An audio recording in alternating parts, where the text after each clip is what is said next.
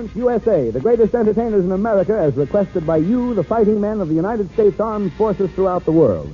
Command Performance, presented this week and every week till it's over there.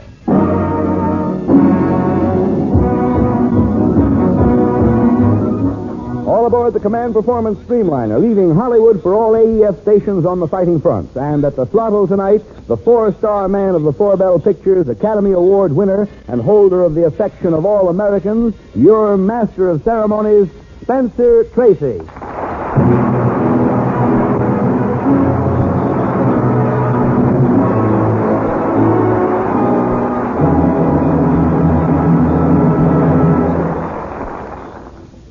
Thank you, Paul Douglas, and hello, fellows. And a special hello to 5 Marine Corps lieutenants at Midway Island. On May 26th, one of you fighting Americans wrote in from APO 863 and said, "We are a battalion of doughboys somewhere in the Atlantic. And if you folks at home will furnish the dough, we'll furnish the boys. And together we'll furnish a new home for the world to live in." Well, count us in on that deal, mister. And keep counting on us till those 3 challengers take the count of 10 over there. Now let's dig into those letters and start your big show. For Sergeant A.B. and his buddies at APO 957, for those 5 Navy ships on the USS Whitney, and for scores of you in places we can't mention, Command Performance gets rolling with Liza and lovely Mary Lee.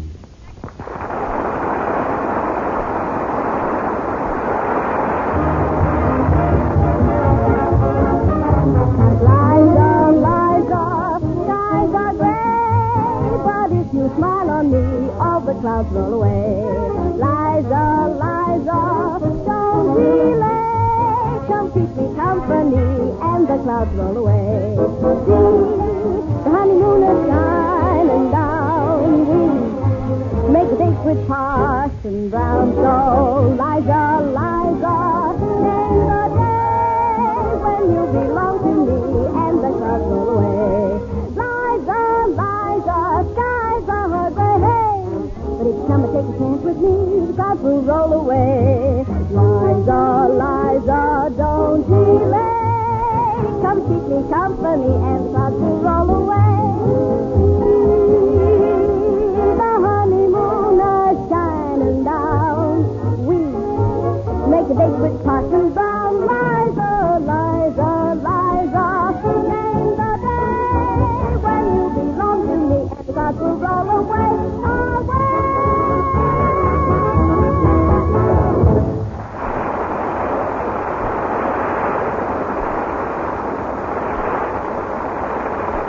Thank you, Mary Lee. And thanks to Lou Forbes of Stanwyck Studios conducting Local 47's Command Performance Orchestra tonight. And now, fellows, here's a letter from somewhere on the high seas. Dear Command Performance, we are still fighting for Denmark beside the sons of all the Allied nations. So we like to feel that we can ask Command Performance for our favorite entertainer, too. However, we do not write or speak very good English, but the man we ask for is our countryman, Victor Borge, signed K.A.R. Thanks for the letter, K.A.R. And don't worry about the English language. You should hear what Victor Borge does to it, with his phonetic punctuation. Here he is, fellows, Victor Borge.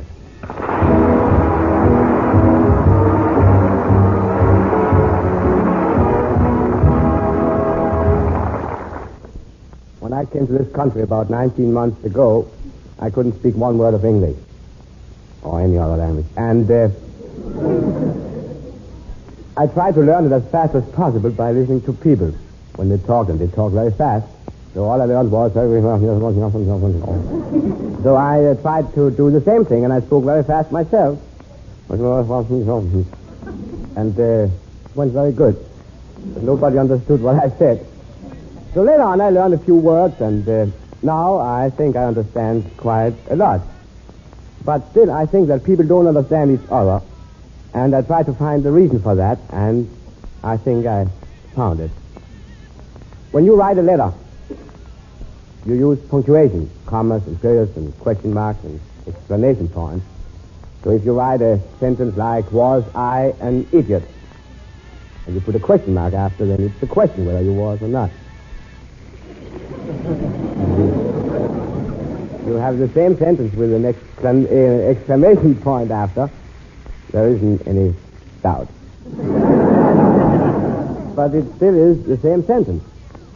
So how do you know when you talk what you mean, when you don't see those signs of punctuation marks? And that's why I invented the phonetic punctuation. It means that while talking, you use punctuation marks. And I think this will improve the language. And I'll just give you a few examples how it would sound. Each little sign gets its own sound. So while you're talking, you use those sounds so you always understand what the sentences mean. If you have a period, you just do. Very simple. That's a period. Now comes a dash. The dash is. Now you have a period and a dash. Now comes an exclamation point. An exclamation point is a vertical dash with a period underneath. So now you can figure out what that is. All right, I'll help you. Exclamation point. Now, a comma. Comma is very simple. Just. And quotation mark are two commas. Just. Now, the most difficult of them all is the question mark. It takes almost 2 men to learn it. I think we are enough here anyway to learn it. And here's the question mark.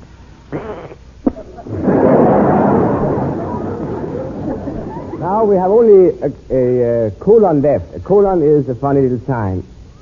It contains of 2 small dots. You put them over or under each other as you prefer it. And if you don't want to do that, you can do it the other way. And now I have a little book here written by Shakespeare. And it contains a couple of short stories. And I just find one, so you can get an idea how it sounds. But when just find the right one here. Here's one right in the middle of the book on page 2. It happened in the year 1296. In the open window there suddenly came light. Beautiful Eleanor sat alone dreaming of but one thing.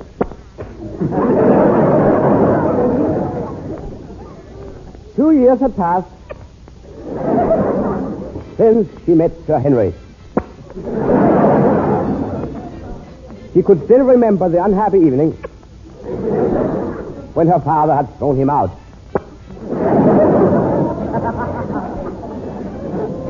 They had been sitting in the park, and Henry had said,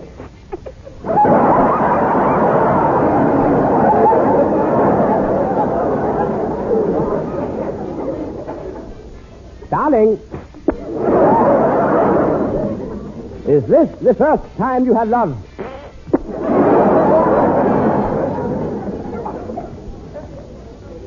And she had answered, "Yes. But it is so wonderful that I hope it will not be the last."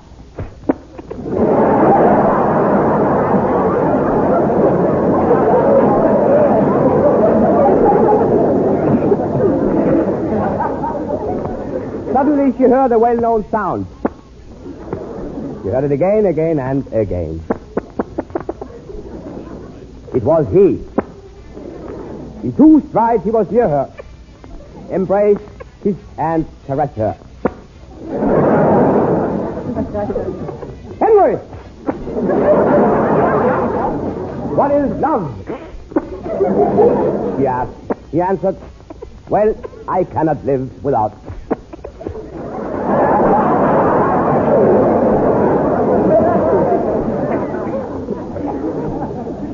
She asked, "Where have all your thoughts been in this while?" And he had answered, "With thee, O maiden."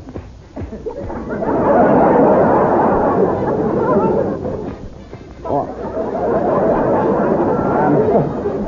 I'm sorry, this is wrong. This should have been a there, but... Suddenly he was gone. all she heard was the well-known sound of his retreating horse.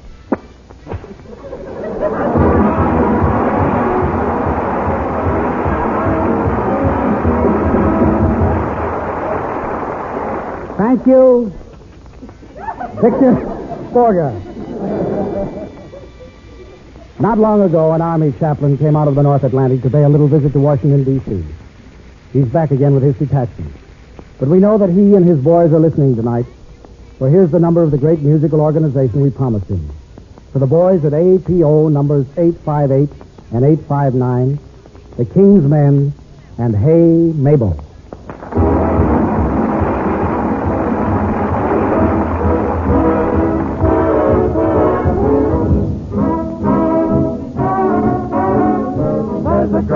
Next door to me, who's got the fellas up in a tree. They all go for her in a great big way, but she won't tumble down. So here is what they say.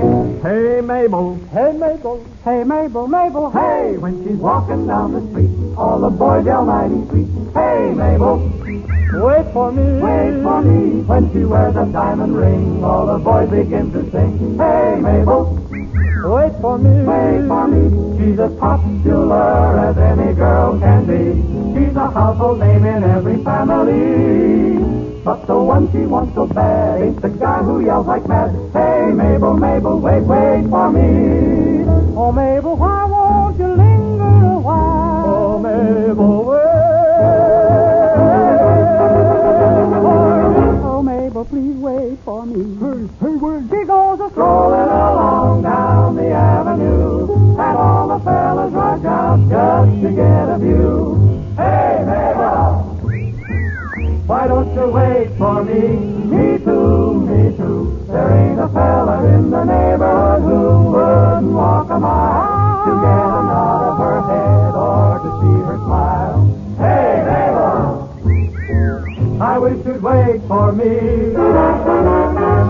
For rocks around the fellas all have a notion they love her. She is the peach on every family tree. They want to shake it. But the man she wants under the mistletoe is just the guy who does nothing but whisper low. Oh, Mabel. And that's all, brother, but as long as there's a doubt about her, I'll keep it shouting. Hey, Mabel, hey, wait for me.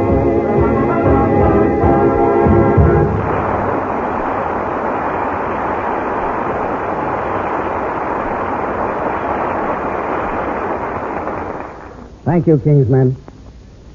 Somewhere in the canal zone there's a staff sergeant, A.N.D., who wrote on June the 7th and said, I wish I could tell you just where we are so you could understand why command performance means so much to us. Brother, we're really tucked away from the bright lights. So it's a wonderful thrill to hear the voices of our famous stars each week and every week. But there are several voices we'd especially like to hear. One is the unusual voice of that distinguished cinema star, Donald Duck.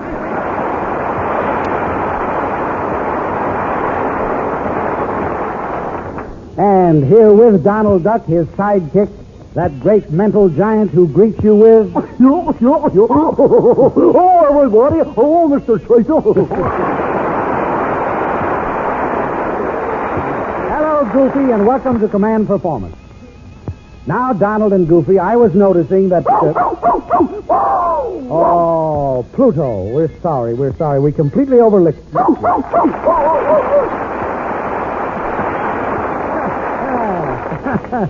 Now, Donald, I was about to tell the boys overseas that you and Goofy and Pluto have prepared a special message to Adolf Schicklgruber. Yes. And if you like now, you may transmit that message. Go right ahead, boys. Tell Hitler what you think of him. Come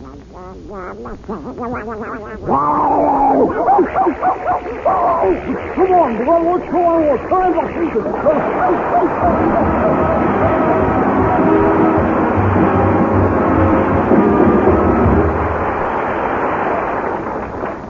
Thank you, Donald Duck and Goofy and Pluto, for filling the request of Sergeant A.N.D. in the Canal Zone. And thanks to Walt Disney for letting you boys out tonight. Now, while Donald is cooling off, let's answer a lot of command performance mail. And that particular letter written on June the 6th by WJB, JJD, and JRS on the USS Argonne. It's Sleepy Lagoon by the sweetheart of the USS Argonne, Pat Friday.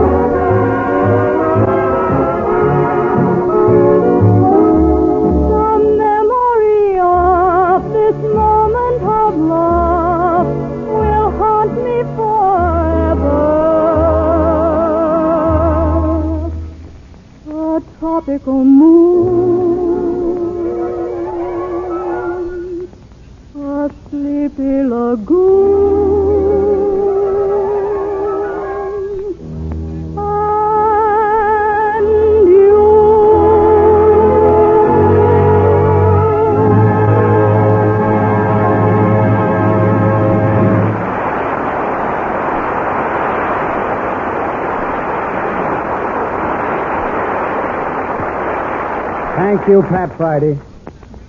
And now, fellows, two very famous stars step forward to answer hundreds of your letters. Letters from the jungle mutters of Panama, from Sergeant G.P.G. and his gang in Cuba, from the Three Musketeers from Muskegon, now in North Ireland, from those 12 grease monkeys somewhere in Australia, and from all corners of the earth, by worldwide command of the AEF, Groucho Marx and Barbara Stanwyck.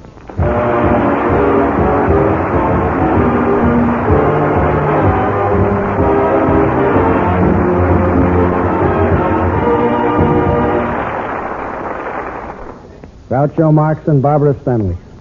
Tonight, they are John and Mary Thorndyke. Yes, John and Mary Thorndyke. What a pair. Boy, what a pair. John, the virile and vivacious in the cloak of Groucho Marx. And Mary, his splendid spouse, in the shoes of Barbara Stanwyck, size 4EE. A stranger gazing at their quiet stucco home by the waterfall could hardly have guessed the furies and passions beating within. And yet all day long a heated argument has been raging, and now as evening falls, we find John and Mary cooling off in their hammock on the porch. John. It's no use, matey. It's no use. We can't keep this up. You mean... Yes, I do. I'm through. I'm through rocking on this hammock. Back and forth, back and forth. It gets monotonous. Well, how else could you rock? To and fro is a good way. Or hither and yon. Really, matey, sometimes I wish you'd gone to school. John, you haven't given me your decision yet about the money for Olive. Olive? Who's Olive? John, Olive is that daughter of ours. Which daughter? We have only one daughter, John. That simplifies it. That must be the one, then. Please, John, I want to speak to you about her. Is it about money again? Yes, John. What'd you say? I said, yes, John. John? Who's John? You're John, dear. That's right, so I am. I must remember that. What were we talking about? About Olive. Olive? Who's Olive? Our daughter, John. Oh, yes, that girl is driving me crazy. She thinks I'm made of money. She's too extravagant, matey. Not 1 cent. Not 1 red cent, matey. Oh, John, she's young. She's beautiful. You know, John, you're only young and beautiful once. Oh, matey, I'm not so young.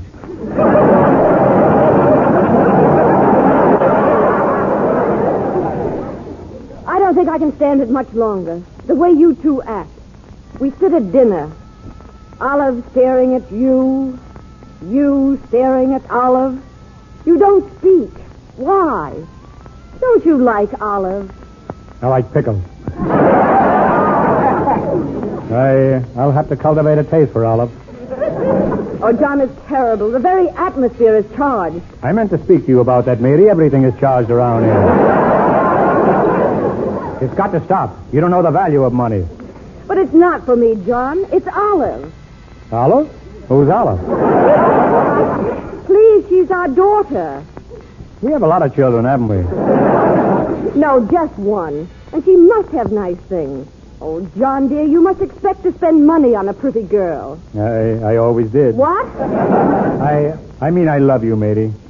And don't forget, I worked hard for my money. Until you married me. Remember, dear, I'm a Thorndyke. I gave you my name in exchange for your money. Now I have your money and you have my name. And I have my name and your money. Oh, it's all so confused and complicated and confused. John, I just can't have my daughter staying behind while her friends enjoy the pleasure and niceties of life. She's a Thorndyke, John. Who's a Thorndyke? Olive, our daughter. Naturally. Well, what do you say, John? Yes or no? Yes, I say no. You can't refuse your own flesh and blood. Matey, I don't want to refuse her. It's just that we've got to be careful now of money. Now of all time. Have I told you how things are down at the office? No. Well, You mean- worse than that. Oh, I didn't know. Oh, then, John, maybe we shouldn't. No, matey, because I love you, I'll call the bank and see if they can do something. Oh, you're fair, John. And square. Give me that phone. Hello, operator. Get me the Last National Bank.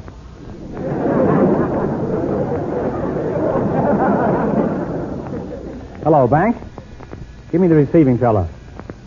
Hello, receiving? How are you? How's my balance? What do you care who this is? I'm asking you a civil question. I expect a civil answer. How's my balance? All right, I'll let you in on a secret. This is Thorndyke. Now then, how do I stand? I'm a bit surprised myself. Is it really that bad? It is? Well, I guess it is. Goodbye, receiving. What did he say, John? He didn't say. It was after 3 o'clock and the bank was closed. Well, John, I know you'll do the right thing as you see it. And perhaps it was wrong of me to ask you to spend the money.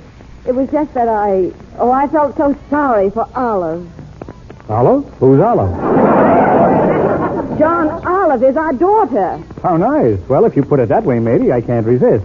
Tell whatever her name... What did you say her name was? Olive. Oh, well, tell her she can have the money. Oh, John, you're wonderful. You're fine. Olive will be so proud and happy. Oh, John, kiss me, kiss me, kiss me. Oh, stop your nagging.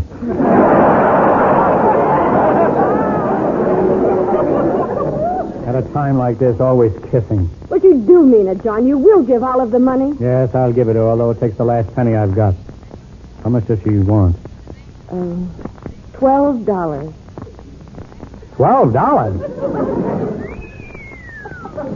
But He wants to buy a pair of alligator shoes.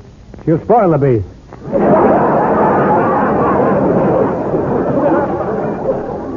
I never heard of an alligator wearing shoes. But I'll give you the money, matey. Yes, I'm doing a noble thing. Oh, noble John. I'm a Thorndyke. I'm doing a thing that will outlive marble and the gilded monuments of princes. Oh, beautiful. Am I really? Say it again, matey. Keep on saying it. Perhaps you think it's better. Oh, nonsense. She shall have it. Why, nothing's too good for Olive. Olive? Who's Olive? Who? Olive. Who's she? I don't know, but I've seen you someplace before.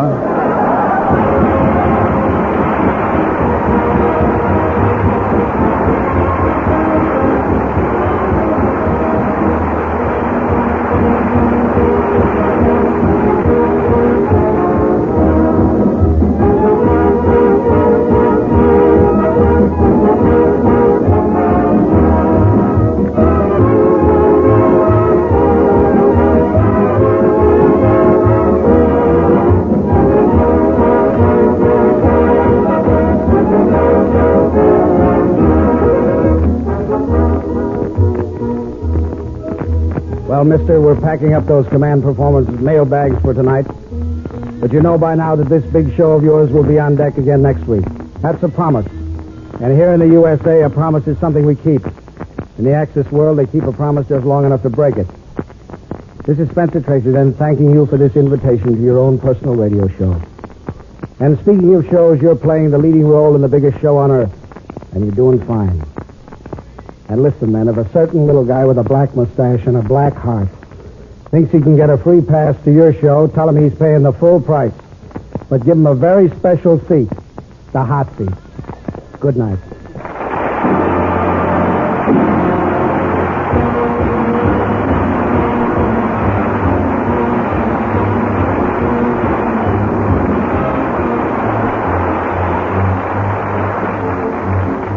Okay there, men, we're sounding taps on another command performance. The great stars you've heard tonight, Spencer Tracy, Mary Lee, Victor Borge, the King's Men, Pat Friday, Donald Duck and Goofy, Lou Forbes and the orchestra, Groucho Marx and Barbara Stanwyck say thanks for those letters. Just keep those letters rolling in to command performance in care of the station to which you're listening, and you'll be listening to your favorite stars each week. This is Paul Douglas reminding you that the dictators are feeling pretty miserable these days, but they haven't got long to wait. Uncle Sam's coming over there to put them out of their misery.